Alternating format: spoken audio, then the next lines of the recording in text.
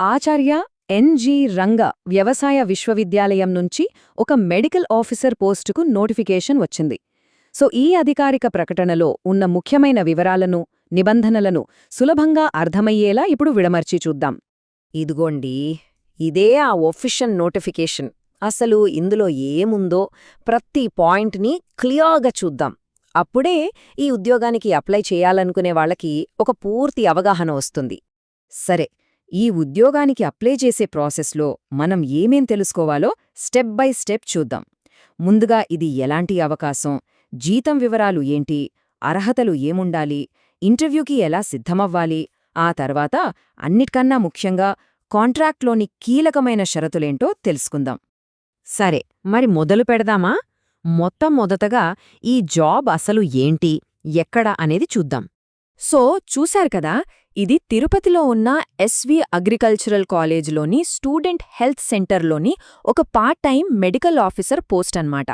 అంటే ఒక doctor post ఖాళీగా ఉంది.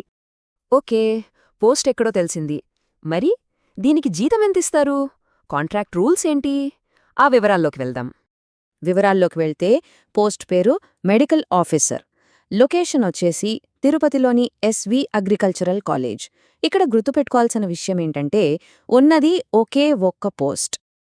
ఇక అందరూ ఎదురుచూసే జీతం విషయం. ఈ పోస్టుకు నెలకి 45,000 రూపాయలు ఇస్తున్నారు. ఒక పార్ట్ టైం జాబ్కి ఇది నిజంగా మంచి శాలరీ అనే చెప్పాలి. జీతం బానే ఉంది, కానీ పదవీకాలం సంగతేంటి? ఇది చాలా ఇంపార్టెంట్ పాయింట్. ఇది కేవలం 11 నెలల కాంట్రాక్ట్ మాత్రమే. అయితే ఇక్కడే ఒక చిన్న కండిషన్ పెట్టారు. ఒకవేళ వాళ్ళు ఈ 11 నెలల లోపే రెగ్యులర్ పోస్ట్ను భర్తీ చేస్తే అప్పటితో ఈ కాంట్రాక్ట్ ముగిసిపోతుంది. ఈ 2 కండిషన్స్లో ఏది ముందు జరిగితే అదే ఫైనల్ అన్నమాట. ఓకే, జీతం, టెన్యూర్ లాంటి వివరాలు చూశాం. మరి ఈ ఉద్యోగానికి అప్లై చేయాలంటే అర్హతలేముండాలి, ఆ విషయం చూద్దాం. అర్హతల విషయంలో పెద్దగా కన్ఫ్యూజన్ ఏమీ లేదు. చాలా స్ట్రెయిట్ ఫార్వర్డ్.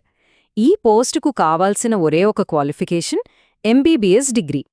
ఇక వయసు విషయానికొస్తే పురుషులకు గరిష్ట వయోపరిమితి 40 సంవత్సరాలు అయితే మహిళలకు 45 సంవత్సరాల వరకు అవకాశం కల్పించారు.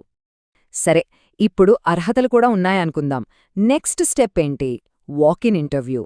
దానికి సంబంధించిన పూర్తి వివరాలు, అంటే ఎప్పుడు, ఎక్కడ, ఎలా అనేది ఇప్పుడు చూద్దాం. ఈ వివరాలు చాలా ముఖ్యం.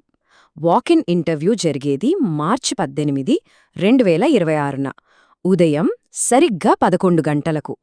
వెన్యూ వచ్చేసి తిరుపతిలోని ఎస్వి వ్యవసాయ కళాశాల. ఇంటర్వ్యూకి వెళ్లేటప్పుడు ఏమేం తీసుకెళ్లాలి?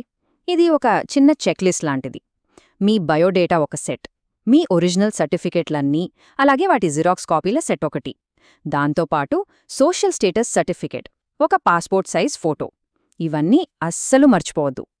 ఓకే, ఇంటర్వ్యూకి కూడా రెడీ అయ్యారు. కానీ వెళ్లే ముందు ఇంకొక ముఖ్యమైన విషయం తెలుసుకోవాలి. అదేంటంటే ఈ కాంట్రాక్ట్లో ఉన్న కొన్ని కీలకమైన నిబంధనలు. వాటిని కూడా ఒకసారి చూసేద్దాం. నోటిఫికేషన్లో ఒక పాయింట్ను చాలా స్పష్టంగా అండర్లైన్ చేసి చెప్పినట్టుగా ఉంది.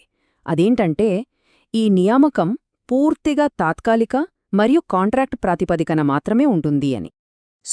దీని అర్థమేంటో క్లియర్గా తెలుసుకోవాలి. ఈ జాబ్ ద్వారా ఫ్యూచర్లో పర్మనెంట్ అయ్యే అవకాశం అస్సలు లేదు. ఇదొక టెంపరరీ జాబ్. కాంట్రాక్ట్ పీరియడ్ అయిపోగానే ఉద్యోగం కూడా ముగుస్తుంది, అంతే. ఇంకా కొన్ని కండిషన్స్ కూడా ఉన్నాయి.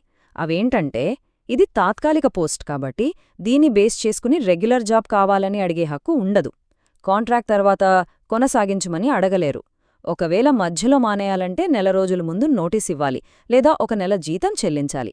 ఇంటర్వ్యూకి రావడానికి ఎలాంటి టీఏ, డిఏ ఇవ్వరు. ఇక ఫైనల్గా సెలక్షన్ కమిటీ ఏది చెప్తే అదే అంతిమ నిర్ణయం.